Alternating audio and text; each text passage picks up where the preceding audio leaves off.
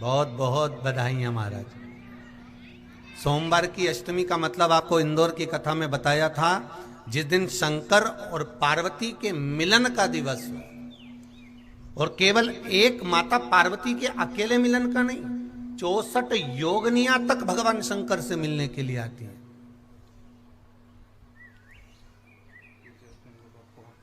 चौसठ योगनियां कहते हैं भगवान के जितने जितने विवाह हुए थे ना, उमा से, सती से, कात्यायनी, कुष्मांडा, चंद्रघंटा, स्कंदा, ये जितने जितने जितने भगवान के विवाह हुए थे, अनेक अनेक उमा आदि आदि जितनी भी भगवान की जो विमंगल विवाह हुए थे, सारी माता पार्वती के जितने अंश हुए हैं, माता पार्वती के जितने स्वरूप हुए हैं, ये सारे स्वरूप सारे अंश माता पार्वती के। ये सोमवार की अष्टमी के दिन भगवान शंकर के मंदिर में आकर शिवजी के सम्मुख में बैठकर उस जलाधारी के नजदीक में, जहां शंकर जी का शिवलिंग होता है, उस जलाधारी के पास में उस दिन केवल पार्वती जी का हस्त कमल नहीं होता, स्वयं मां जगतजननी अपने कामन रूप में 64 योगनियां और शक्तियां सारी की सारी आकर उस जलाधारी के पास में विराजमान हो जाती हैं, और शंकर जी पे जो जल चढ़ता है वो देवियां ग्रहण कर कर शिव को अपना आनंद सुख प्रदान करती हैं। इसलिए कहते सोमवार की अष्टमी का महत्व बड़ा है, बहुत प्रबल।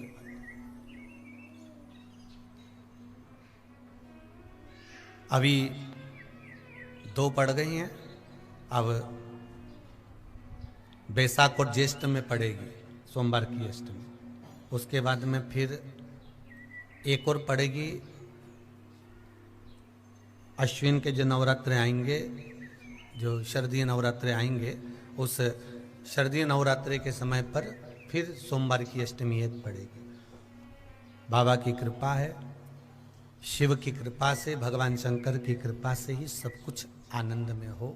और हम तो कहेंगे, एक लोटा पानी चढ़ाने से पीछे मत हटना। सोमवार की अष्टमी के दिन शंकर के मंदिर जरूर जाना, बेलपत्र जरूर चढ़ाना, बाबा से विनय जरूर करना, निवेदन करना, बाबा को पूजन करना, घी का दीप लगाना और बाबा से विनय करना, बाबा मेरी ये मनोकामना है, मैं तो आपके चरणों में समर्पित करने के लिए आई, मेरी ये विनती को स्वीकार कर लो।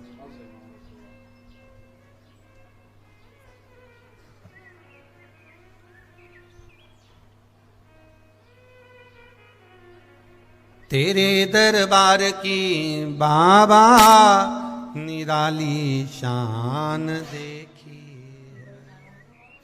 तेरे दरबार की बाबा निराली शान देखी है, तुझे देते नहीं देखा पर झोली भरी देखी। बाबा कभी मैंने आपको देते हुए नहीं देखा,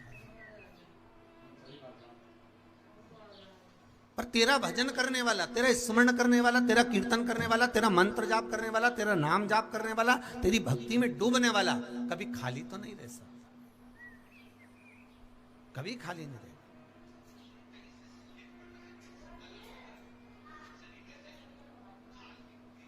बहुत सरल भाषा। सोमवार की अष्टमी के दिन भगवान शंकर को बेलपत्र समर्पित जरूर करना चाहिए, वो भी शाम के समय पर। आप लोग तो जानते होंगे कि सोमवार की जो अष्टमी होती है, शंकर और पार्वती के मिलन का दिन होता है। साल भर में लगभग 4 या 5 सोमवार की अष्टमी पड़ती है, इससे ज्यादा नहीं पड़ती। अगर घर में संपदा लक्ष्मी नहीं आ रही हो, व्यापार व्यवसाय नहीं चल रहा हो, नौकरी सर्विस नहीं मिल रही हो, बहुत तकलीफ हो, 7 बेलपत्री केसर को घिसकर चंदन बनाकर बेलपत्री पर बीच वाली पत्ती पर ओम लिखना है। दोनों पत्तियों पर भी एक आद्यशक्ति जगदम्बा के नाम की केसर की बिंदी लगाना है, दूसरे में श्री गणेश रिद्धि सिद्धि के नाम की बिंदी लगाना है। शिव जी पर समर्पित करते जाना, शंकर को चढ़ाते जा। सोमवार की अष्टमी के दिन भगवान शंकर को बेलपत्र समर्पित जरूर करना चाहिए, वो भी शाम के समय पर। शिव और पार्वती के मिलन का दिन होता है सोमवार की अष्टमी। इसमें मां जगत जननी जगदम्बा अपनी 64 योगिनियों को लेकर शंकर भगवान के सामने नृत्य करती हैं जब सोमवार की अष्टमी पर। जैसे शिवरात्रि का महत्व होता है उसी तरह सोमवार की अष्टमी का महत्व होता है।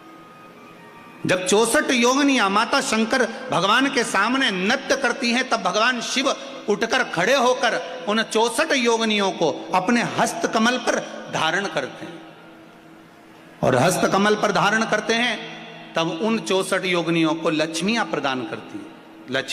लक्ष्मी माता को वो 64 योगिनियां दी जाती हैं। लक्ष्मी मैया उन 64 योगिनियों को भगवान विष्णु के पास लेकर जाती हैं। भगवान नारायण उन 64 योगिनियों को ब्रह्मदेव के पास लेकर जाते हैं।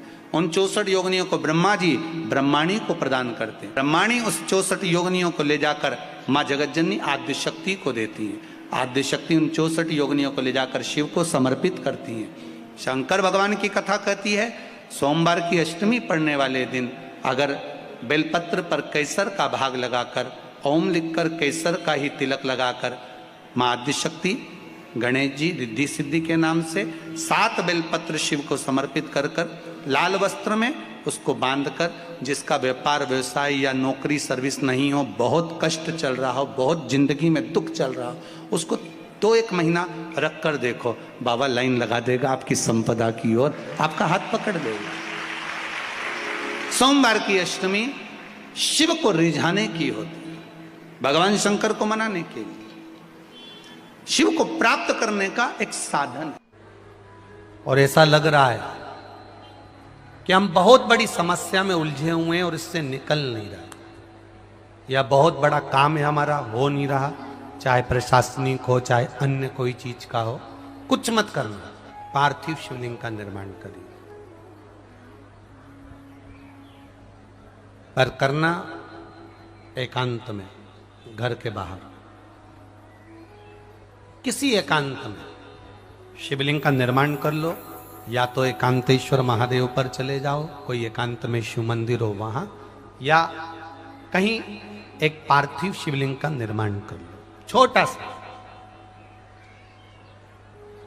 एक बेलपत्र, बहुत ध्यान से सुनना, एकांतेश्वर महादेव का ये वृतांत रखना। एक बेलपत्र, एक चावल का दाना, एक सफेद पुष्प, एक शमी का पत्ता, एक छोटी सी दुर्वा, दुर्वा जानते हो सब लोग, जो जमीन पे दूब लगी रहती है, दुर्वा, दुर्वा, एक दुर्वा। वो दुर्वा में बस, दुर्वा में वो जो दुर्वा होती है, कोई कोई दुर्वा एक डंडी की होती है। दुर्वा में बस इतना ध्यान रखना कि दुर्वा एक रहे और उसमें से 2 पत्तियां निकली हुई हो। देखिए ना आप लोगों ने, पहले बोलो, जम के बोलो, देखा है ना? दुर्वा एक हो और 2 पत्ती की हो, एक ही कहलाएगी। 2 पत्ती निकली हुई दुर्वा, एक श्वेत पुष्प, शमी का पत्ता, बेलपत्र, चावल का एक दाना। एकांत में कोई शिव मंदिर हो, अगर मंदिर ना हो तो एक छोटा सा पार्थिव शिवलिंग का निर्माण किसी पेड़ के नीचे एकांत में जाकर पूजन कर कर, आराधना कर कर, घी का दीप लगाकर एक एक सामग्री शिव जी पर अपने मन की कामना कर कर समर्पित करना प्रारंभ कर दीजिए। शुरुआत दुर्वा से करना, दुर्वा के बाद में श्वेत पुष्प, शमी का पत्ता, चावल का दाना और बेलपत्री सबसे आखिरी में बाबा को समर्पित कर कर, हृदय से प्रार्थना कर कर, बाबा से निवेदन कर कर, दीप अगर मंदिर में कर रहे हो तो दीप ठंडा होने का इंतजार मत करना। अगर पेड़ के नीचे एकांत में शिवलिंग का निर्माण कर कर पूजन कर रहे हो तो दीप ठंडे होने का इंतजार करना। दीप ठंडा हो जाए तब भगवान शिव को ले जाकर विसर्जन करना। जो एक बेलपत्री है बस उसको घर लेकर आना, बाकी का सब विसर्जन कर कर आना। मेरा एकांतेश्वर महादेव उस कार्य में सफलता प्रदान कर देगा।